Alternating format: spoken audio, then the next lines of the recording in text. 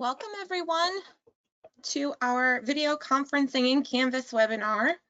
I'm Jenny McGee and we're going to be going over the two main platforms one that we already have access to, which is BigBlueButton, and the other that we will be getting access to hopefully before too long, which is Zoom, and looking at how we can use those with our online instruction. So let's go ahead and get started here. Oh, there was our sound test. Let me go back here for a second. So let's look at our agenda. We're just going to look first at the at Camden County College's expectations for using synchronous learning, and we're going to talk about some best practices and ideas, and we're going to look at the limitations of using the conferences tool in Canvas. There are quite a few of those. And then I'm going to demonstrate setting up a conference in Canvas with BigBlueButton. Then we'll move on to a demonstration of Zoom, and we'll talk about using recordings in your course. And then there will be time for questions and answer session at the end. If at any point in time you do have a question, feel free to type it into the chat over on the right-hand side. I will monitor that, and periodically I will stop and check for any questions. So feel free to type that in there whenever anything occurs to you that you have a question about. So these are the expectations that have been given to us by the college administration for how synchronous sessions can be used. And so that would be anytime students are logging in at the same time their instructor is and participating in a simultaneous session. So they cannot be required, and that is because some students can't be expected to log in at any given time due to work or kids or whatever other obligations they have. So you can't penalize students for not being able to attend a Zoom session or a conference. You need to record them. Now, the exception to that would maybe be office hours or something like that, where it's not so much presenting any new information, but it's meeting with a student or students to answer their specific questions, although it's not a bad idea if that type of session is helpful to one student, it may be helpful to others, so that would be up to you. And it should be a supplemental part of an online course. So that means that it's not, your entire course is not just built around just online presentations and lectures. There needs to be information presented in multiple ways. So the recorded videos are just going to be one piece of that. And then this last one isn't necessarily a Camden County College expectation, but it's an ADA requirement that if you have a recording, it needs to be accessible to students who may have hearing disabilities or other language, people who do not have English as their first language, other types of audio processing disorders, that type of thing. So the recordings being captioned really helps with making sure that we are up to ADA standards. So let's look at our challenges with BigBlueButton. And if you're not familiar with BigBlueButton, that is the platform, the service that runs the conferencing tool that is built into Canvas.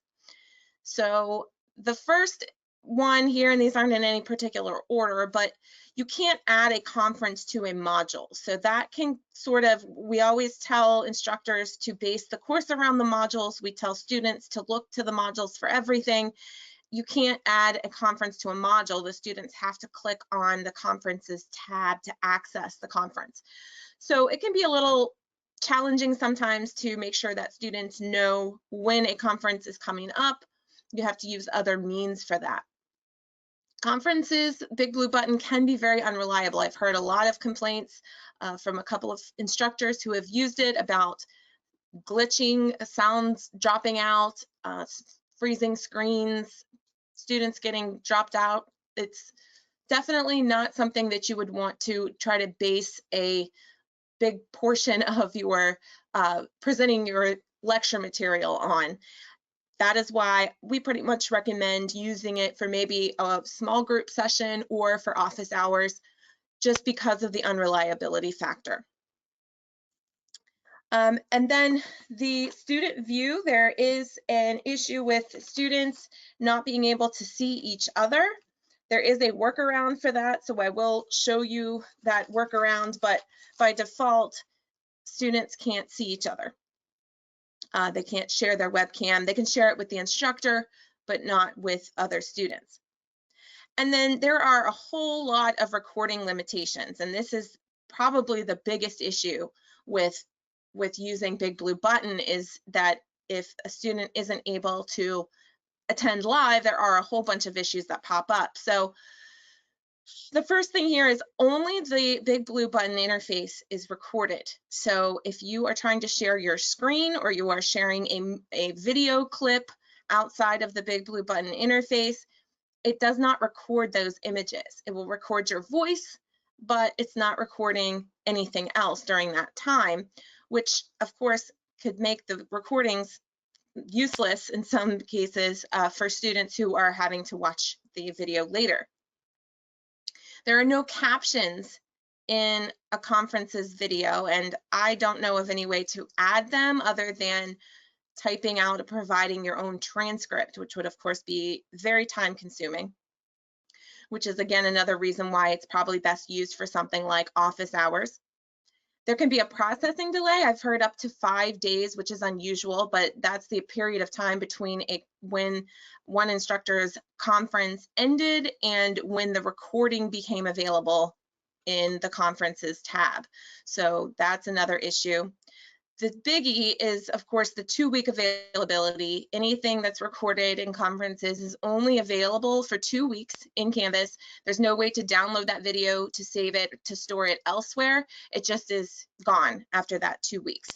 And so that provides another issue. And then another thing is that if you just wanted to maybe record yourself doing a lecture, my last bullet point there says you can't record without students, which isn't actually true. You could sit there with no students in your class and make a conference's recording, but the problem is you would have to do that by not inviting any of your students to the conference, which also means they would not have access to the recording. So that would be, unless you just felt like talking to yourself and making a recording that only you could access, that would not be helpful at all. So that is some of the limitations with BigBlueButton, and clearly there are a lot, but there are some good uses for it. One big one that I think is helpful is that students can actually, within a group, if you set up a work group for students, they can actually go in and create their own conference within that group so that they can work with their classmates. Now, that's not something that's probably going to be possible with Zoom because you can only have one Zoom meeting ongoing per license. So this is one benefit of why an instructor may decide to have students use BigBlueButton. And then, of course, the office hours. I think it's a fine tool for office hours when you're not necessarily going to be recording. It is built right into Canvas so that it makes it helpful as well. So we're going to take a look at conferences, and we are going to look at setting up a conference and the settings. So I'm going to go ahead and get into my class in Canvas. And just so you know, this video or this webinar is being recorded, and I will be putting this into the Canvas Faculty Hub in the Recorded Webinars tab. So keep an eye out for that. I did just put in one of the ones from a couple of weeks ago about tests and test banks. That one is in there now, and I'm working on getting the others put in as well. So let's go ahead and click on our course here.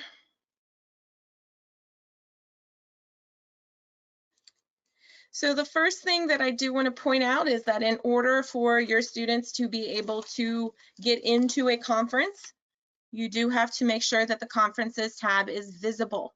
So we always recommend hiding as many of these tabs from students as possible to make things more streamlined, but you can't hide the conferences tab from them or they won't be able to get into a conference. Now, if you're not using it, you could definitely hide it, but if you're trying to have office hours, they need to be able to get in there for that. So let's go ahead and click on the Conferences tab and create a conference. When you're ready to create a conference, you'll click this Add Conference button, and you're going to give your conference a name. So let's say we're going to call this Office Hours 1023, just so students know when that's taking place. Big Blue Button is our only type that we can select. For the duration, this sounds like this is how long the conference will last, but actually this is how long into the conference or how long after the start of the conference students can join. So if you're having an office hour from 2 to 3, you may want to make sure that students can't pop in at the very last minute with a whole bunch of questions if you don't have time to stick around and answer them at that moment. So you may want to limit when the students can join in the conference. And then if you want to be able to record the conference, you do need to click this button. So that's important for making sure that you have the option to record. You could set no time limit, meaning that students could join at any point if you check this box. And then you can put a description if you need to. Down here is where you can invite your members. So this box by default is checked. And that means that all course members are invited by default. If you only want to invite select students, you can uncheck that box and just select the students that you want to invite to the conference. Keep in mind that students that are not invited to the conference will also not be able to view a recording. So you have to make sure that you are inviting everyone if you want everyone to have access to the recording. And then you can just click Update. Now you'll notice, of course, that this did not have any place where I could put a date and time that this conference is going to take place. And because there's not a way to do that, you kind of have to do that externally. So you're going to need to notify your students in some way that a conference is going to be taking place on October 23rd and let them know what time. With conferences, the invitation, it says invite members, but it really doesn't actually send members an invitation. Depending on how they have their notification preferences set up, they might get a notification that that they've been invited to a conference, but they also may not.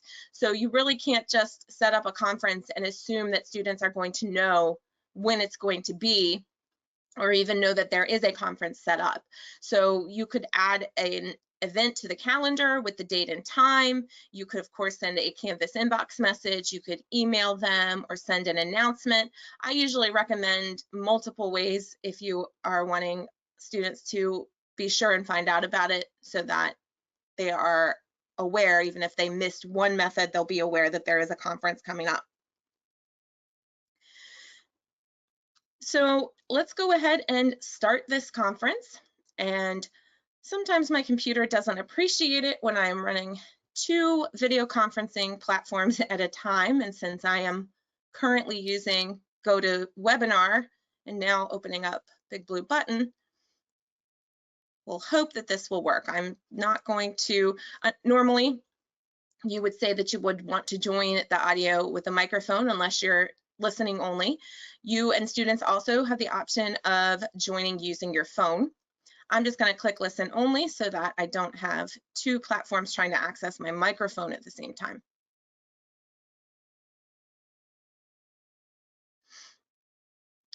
So it's taking a little minute here. Let's see. And this, again, this may be because of the fact that I am also using GoToMeeting as well. While we're waiting, you see that Rose was able to join the meeting. You are currently the only person in this conference. Okay, so Rose has gotten into the meeting too, and so that way I can kind of demonstrate what it looks like when you have actual people in your conference. If you want to record the conference, you must click this Start Recording button, or else it is not going to record for you. So if we come over here on the left-hand side, you'll see that this is your list of users. So your name's always going to be at the top, and then you'll have any of your other participants below. I recommend clicking on the name if you are wanting to allow students to be able to see each other. Then the only way around this is to click on the name of each student and click this Promote to Moderator button. That is kind of the workaround, the little cheat that we found that will allow students to be able to see each other and share their webcams with each other. If you click on this Manage Users, or I'm sorry, click on the settings here, this Manage Users settings, I also do recommend starting off by muting everyone except the presenter, unless maybe you only have 1 or 2 students. That just kind of helps cut down on the background noise, and then you could enable students' mics as necessary. If you wanted to save usernames so you know who was in the meeting, you can do that by clicking here. And then this is where you can create breakout rooms.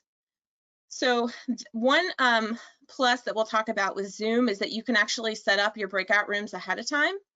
With BigBlueButton, you can't do that. So you would have to wait until everybody is in the conference, then click here on Create Breakout Rooms, and then you could either have people randomly assigned, or you would have to kind of sit here while everyone's waiting and assign people to breakout rooms yourself. So it is something that could be useful, but there are, again, some limitations with that.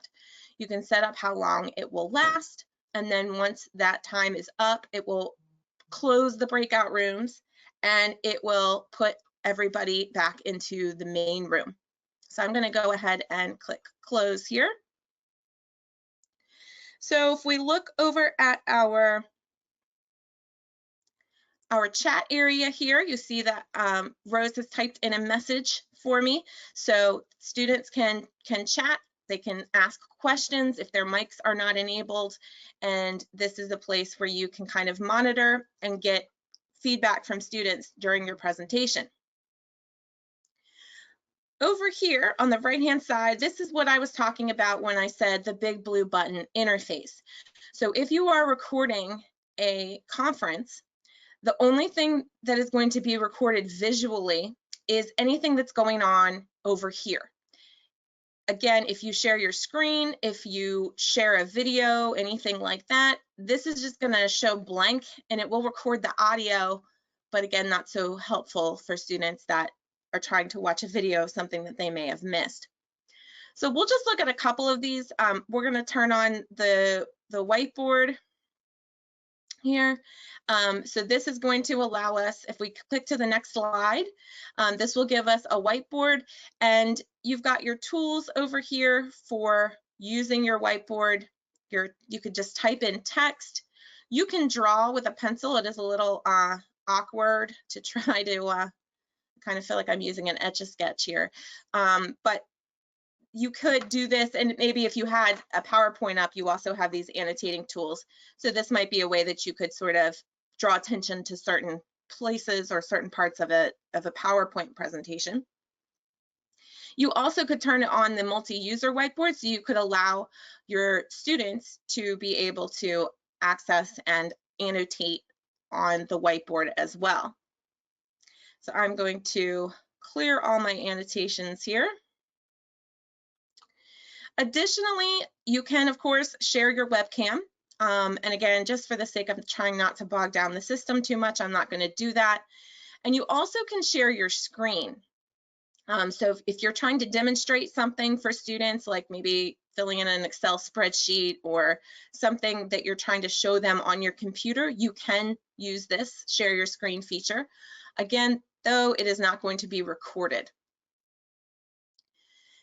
What will be recorded is if you upload a PowerPoint presentation or a PDF to the BigBlueButton interface. And the way that you would do that is by clicking on this plus button here and clicking upload a presentation. And this will allow you to browse for files on your computer, and then you'll be able to find your PowerPoint and then upload it into your presentation. Depending on how long the PowerPoint is, this can take a minute, and this is another limitation here, is that you can't do this until you actually are in the presentation. So here's the same presentation that you saw today. And again, you can use your annotating tools on your PowerPoint presentation as well. One other thing that you could do is to share an external video. So you could share a YouTube video or something, but not to beat a dead horse, but again, it is not going to be recorded. So you would need to probably provide that video out elsewhere, not just in the conference. So I do quickly just want to show you what this is going to look like from the student view, how your students will get into the conference.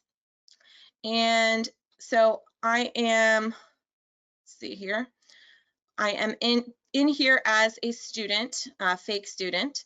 So if I click on this course, they will need to click on the course. So I would have informed this student ahead of time that this conference is taking place.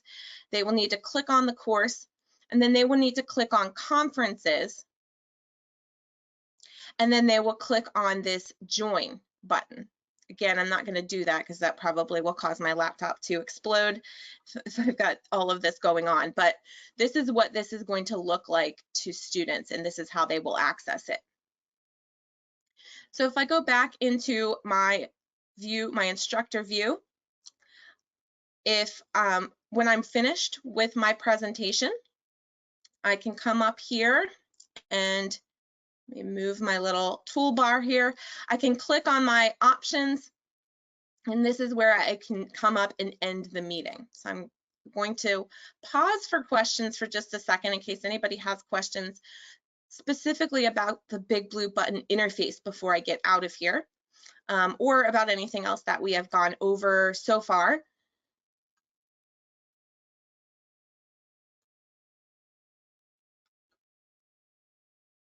So I'm not seeing any questions coming through, and I know this is something that a lot of people have already used, but there's just a couple of things that have kind of we've figured out with so many people using BigBlueButton about the limitations that it does have. So I'm going to go ahead and click End Meeting and click Say Yes.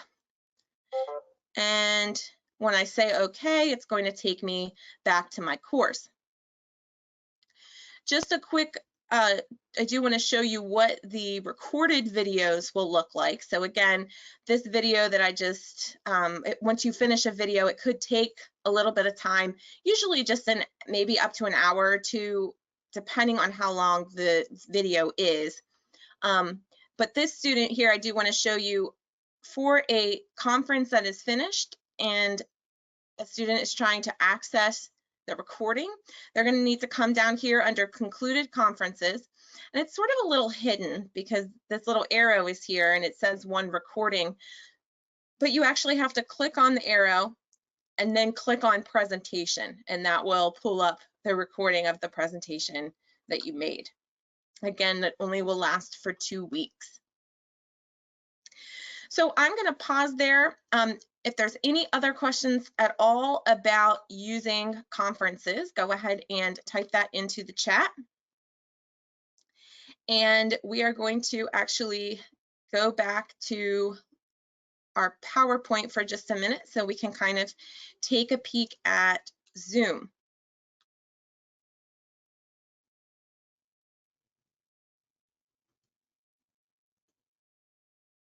All right, so we're going to look at Zoom benefits. And I'm not saying that there are no drawbacks or limitations to Zoom, because I'm sure that there are, but I kind of was looking at this in comparison to BigBlueButton. So again, in no particular order, the first one that I really like is that you will be able to add Zoom once we have Zoom integrated with our instance of Canvas. You'll be able to actually just put the Zoom meeting link directly into a module. You also would have a link that you could send to students in an email or put it into a page or put it in an announcement. So it kind of makes things easier as far as letting students know about a meeting, because if they're used to looking in the modules for everything, they can see that Zoom link directly in the module and just click on it from there. Conferences also, you can't put a link in an email. You would have to just direct students to go into conferences, whereas you can do that here, which is nice. I like the Zoom waiting room, especially for office hours. If you're doing office hours in conferences, and again, it's not a terrible option, but you kind of are going to have people popping in and you can't really control when they are in the actual conference room. Zoom, you can set up a waiting room so that you can have students waiting until you're finished with one student before you admit the next. This is huge. I'm very excited about this next option, and that is cloud storage. Now, again, I haven't seen what Zoom is going to look like in our instance, but as far as I know, when you have a Zoom license that's provided by the college, I believe, pretty sure that you will also have cloud storage that goes along with that. The nice thing is you will be able to link your recordings from your Zoom cloud to your course. And that's awesome because videos take up a lot of space. And right now we've got some options that are, uploading videos to YouTube and linking them to your course using maybe your OneDrive provided by the college or using Vimeo. But if this is working the way I am thinking and hoping it will, this is going to be an awesome way for instructors to save space without having to use YouTube or some other third-party site. And then, of course, along with that, your recordings don't expire, so you can keep them forever. You can download them to your computer. You can do whatever it is you need to with them, and you don't have to worry about that 2-week time limit. Another cool thing about Zoom is that you'll be able to pre-assign breakout rooms. So like I mentioned with conferences, you can't do that. You can only do it once the conference is underway, which can take up time and students are going to have to wait. But you can do that with Zoom, which is nice. And you can also use Zoom to record without students. So if you're wanting to just use it as a video recording tool to record yourself and then just post the video, you can do that, whereas you wouldn't be able to do that with conferences. So actually, I'm going to go back here. The one I should have put probably that the one limitation I would say with Zoom is kind of what I mentioned before, is that students won't be able to host their own Zoom meetings. As far as I know. So if you were wanting students to work in groups, then they could use the conferences tool for that. So that could be a limitation as far as Zoom, since you can only have one meeting going on for your account at a time. So let's go ahead and take a look at Zoom here.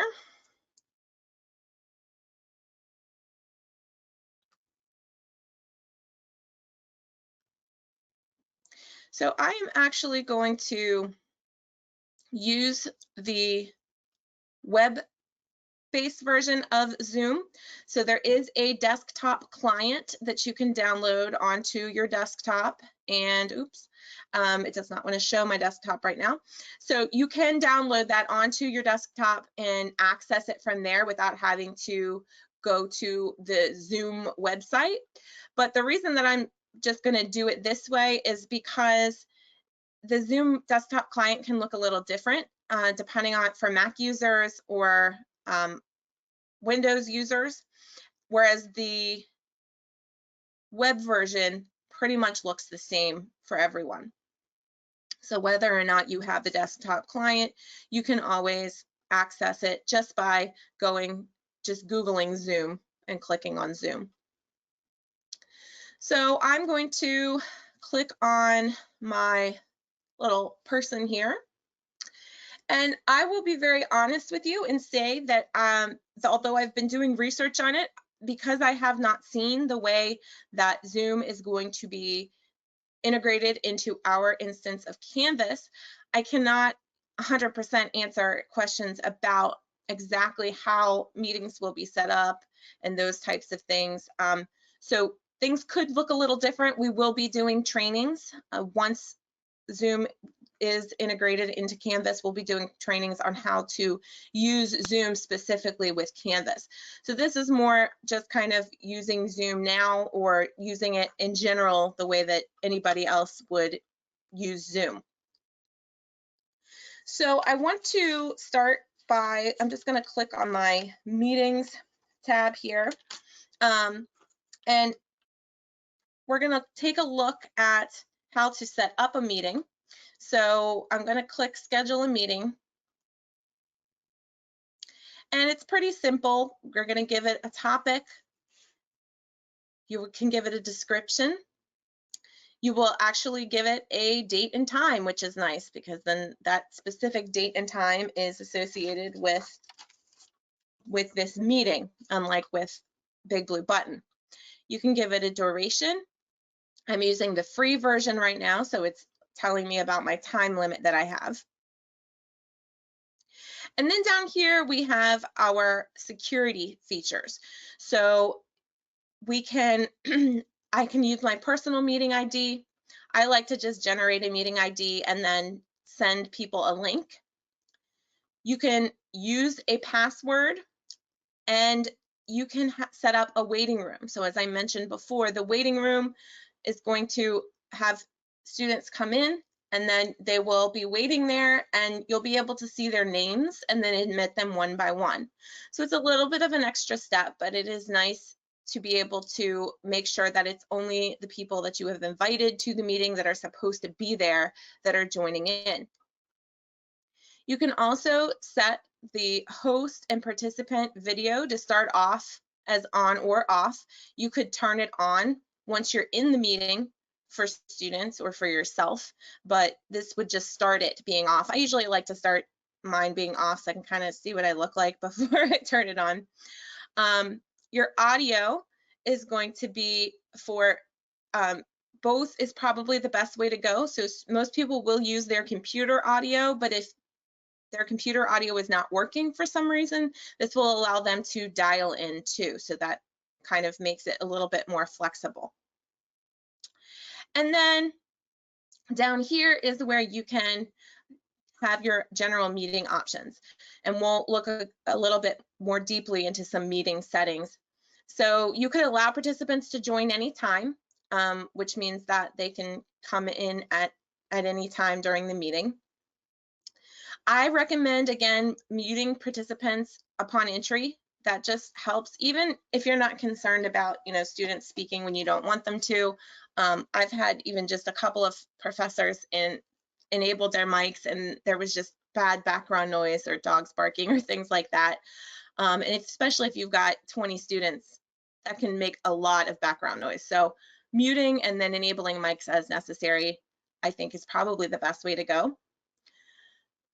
If you require authentication to join in, that's going to require them to sign into Zoom. Again, this is something that probably will work a little differently when students are accessing Zoom through Canvas. And you can pre-assign breakout rooms, which is awesome. I mentioned this before. So you can actually just create the rooms by selecting your users and putting them into rooms ahead of time, or you actually could import from a CSV file and you can download the template and put the students' names in and make their groups that way. So it does give you some nice options for setting all of that up before you actually start the meeting. And then again, automatically record meeting. This, I have the free version, so it's only on the local computer, but if you, once we have the licenses, then you could record it to the cloud instead. So I'm gonna go ahead and click save for my meeting here. And I do, before I start the meeting, I wanna look at a couple of other settings. So if we go into the settings here, This is where you can kind of set up what your defaults are for all of your meetings. You can change them for individual meetings, but we've got the waiting room turned on, passwords. A couple of other things that I want to point out here. Scroll down a little bit more. So again, muting all the participants when they join. Another thing that's nice is that you can turn off students' ability to share their screens. So you can come here and say under screen sharing and say that only the host can share their screen. Now again, you could change that within the meeting and allow someone to share their screen or share content, but it's nice to start it off that way just so you have control and making sure that nobody else clicks that share button even by accident and starts sharing their screen. Same thing with annotations. So you can turn off students' ability to participate in annotating by default and then turn it on as necessary. You could also have students allow them to provide nonverbal feedback. I don't know if that's something you could try. I feel like maybe it would be a little bit distracting, but this would give them kind of like emojis that they can click on during the session that will sort of give you feedback on how things are going. If they're understanding things, if they need you to slow down a little, there's one for that. So this is something that you could kind of play around with. Allow participants to rename themselves. This is something I might turn off. I think it is turned on by default. You may or may not want to allow students to come in and change their names just in case they do something, they put a name that is inappropriate or something like that. And then there's one other. There we go. Everyone loves the virtual background. So if you're looking to be able to set up a virtual background, this is where you would do that. So you come into the settings, and actually to get here more quickly, you can come to the settings and just click in meeting advanced. And this will allow you to put a virtual background. So these are all settings that we're not going to go over all of them, obviously, because there are a lot. But when you are in here and when you're looking at the types of things that you want to have enabled automatically, you can always come in here and set those up in your own account. And it does a pretty good job of explaining what all of those are. So let's go ahead back to our meetings here. And again, I'm going to start this meeting and hope that it does not have a fit because it is running in conjunction with GoToWebinar.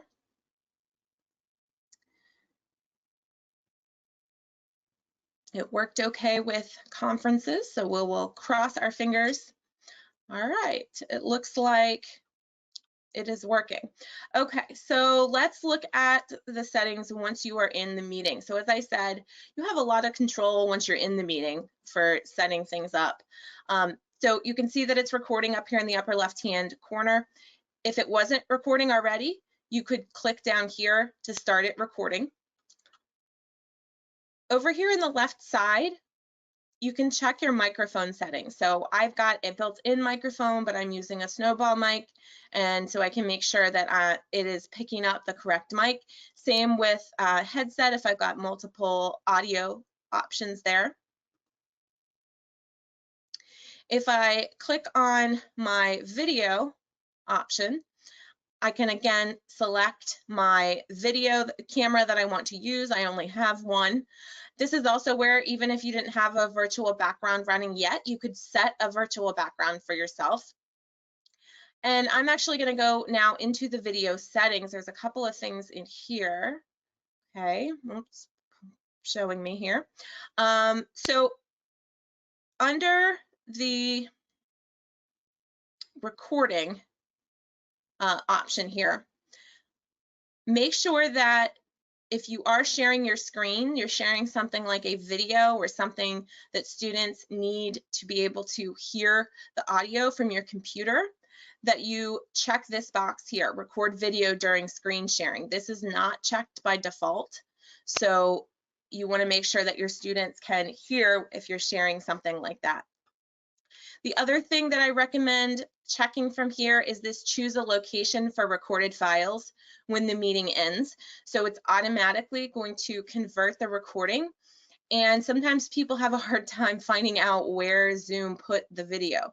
On my computer, I think it automatically made a file and it put it in my users somewhere. I'm not even sure what it did, but this allows me to find or to select where that file is going to go. But you have to actually come in here and check this. It is unchecked by default. So I definitely recommend clicking that recording inside the settings and selecting this choose a location. You have some other options here. I think it is a good idea to ask to confirm when you leave a meeting. This is on by default because you don't want to accidentally close out the meeting by clicking the wrong thing. And again, we're not going to go through all of these, but this is different options.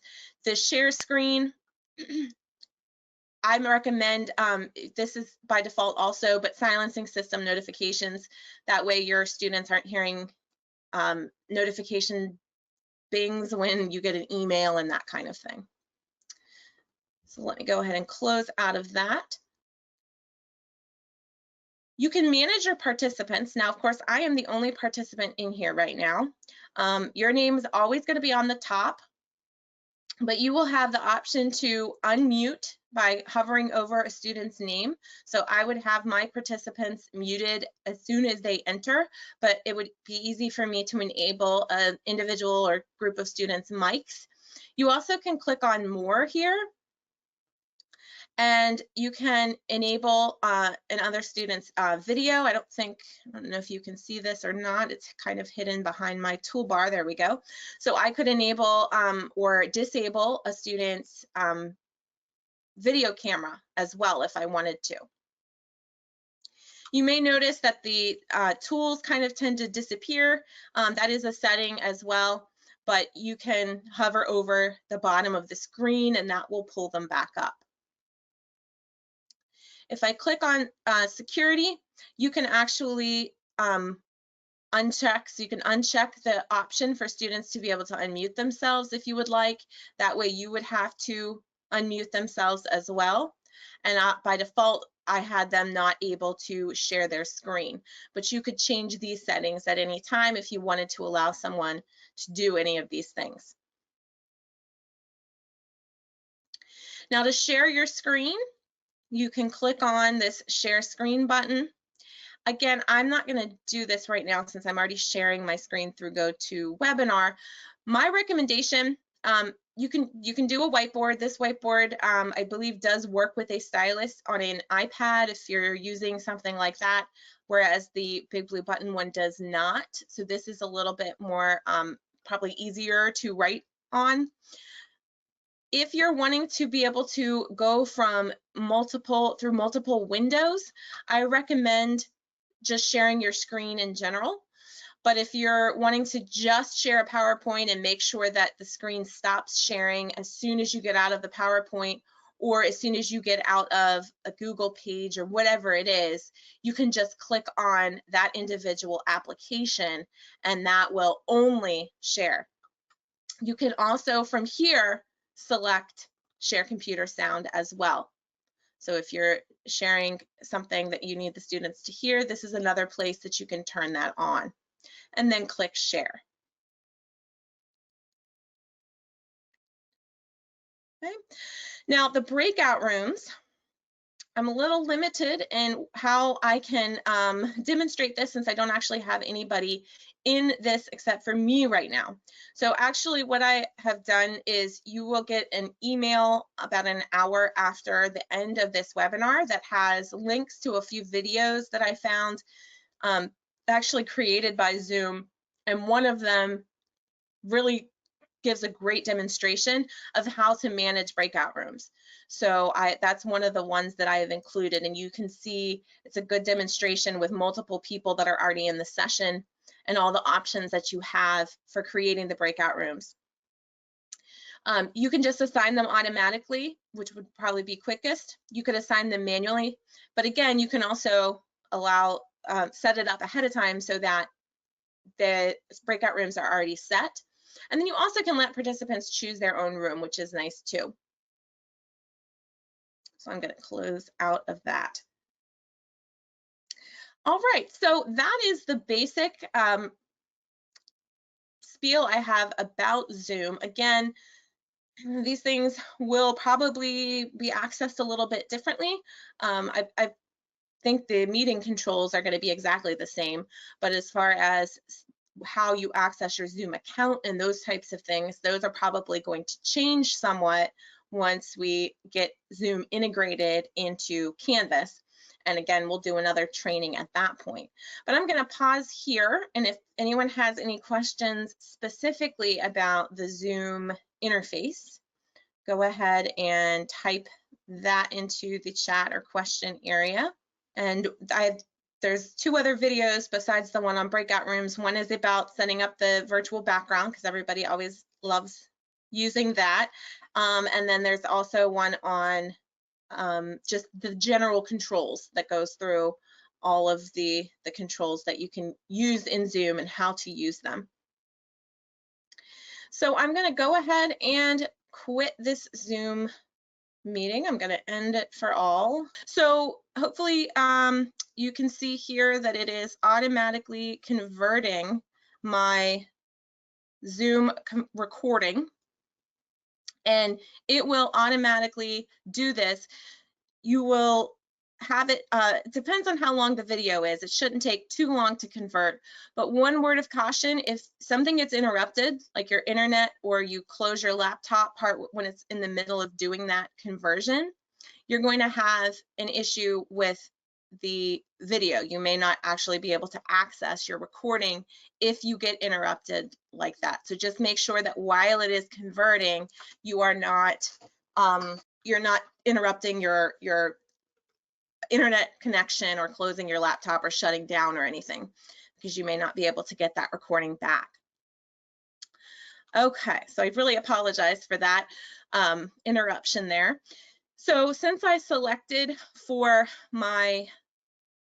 in my settings for it to prompt me to pick a place to save that download, this box is going to pop up now, and I can choose where I want my video to go. So on my computer, it created this Zoom folder, and now that's where I'm going to put the video. So it's popped up automatically to where it is, and we're going to go over this more in my webinar next week, which is about storage in Canvas. But right now, since we don't have a cloud, we're recommending, when you do have video recordings, to link them to an external site like YouTube, because that way you're not using up all of your storage space. But the way you'll find the file, you'll just look for, this is my meeting from just a minute ago, and you actually will get 3 files for this. So you'll get the audio only, which is kind of nice if you wanted to maybe just do an audio lecture. You could actually just use this as a voice recorder, and it will give you an audio only file. You could do a visual only, which is this playback. But the one that is the video, that contains the audio and the video, is the one that will say Zoom with an _0. That's the one that you want to upload if you are wanting the whole video and audio together. So I'm going to pause there. If there are any questions about anything we've gone over so far, we're almost finished. The last thing I want to do is just go over some tips and ideas and kind of best practices for using synchronous learning. Let me go ahead and pull up my PowerPoint again. So my first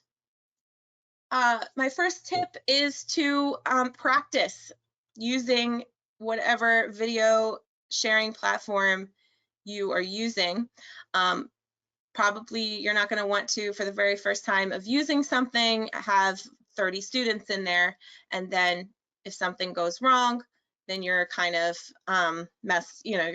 you're sort of in the lurch, and you're not going to maybe have a contingency plan. You don't want to, for instance, accidentally end your meeting or your webinar early, like I just did a minute ago. And I use these programs all the time, so it can still definitely happen.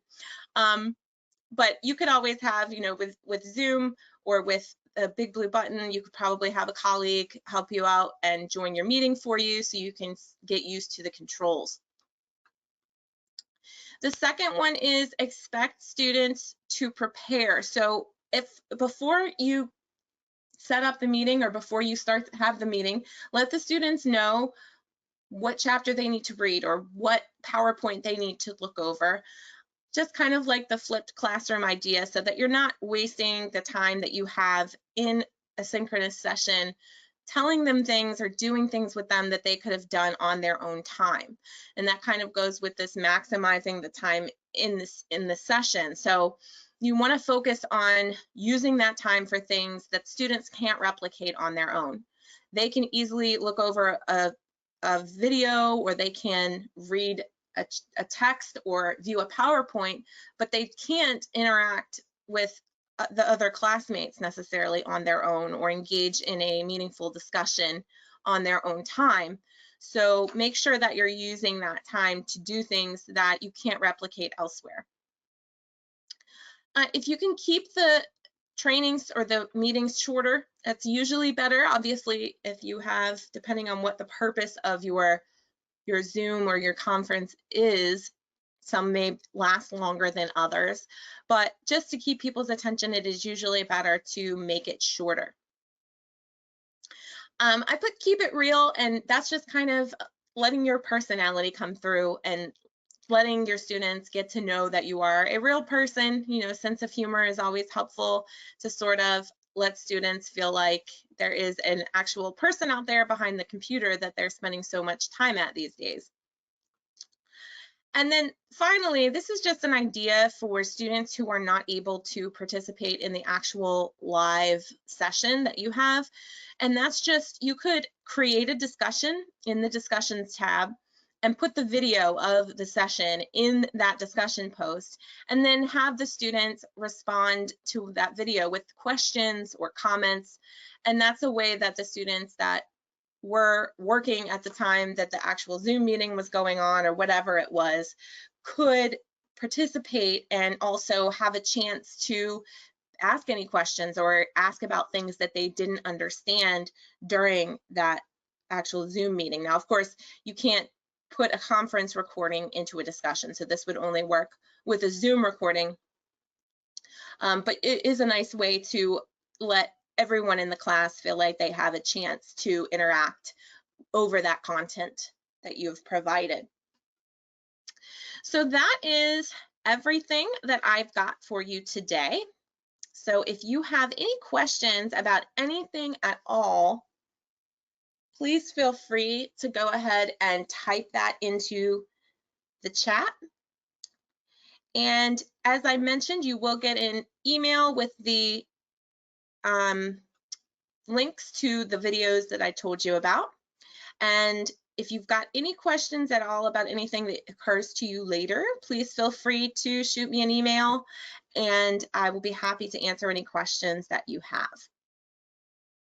So if you don't have any questions, I'm just going to say have a great evening, and hopefully I will see you next week. We've got 3 great webinars that are coming up next week.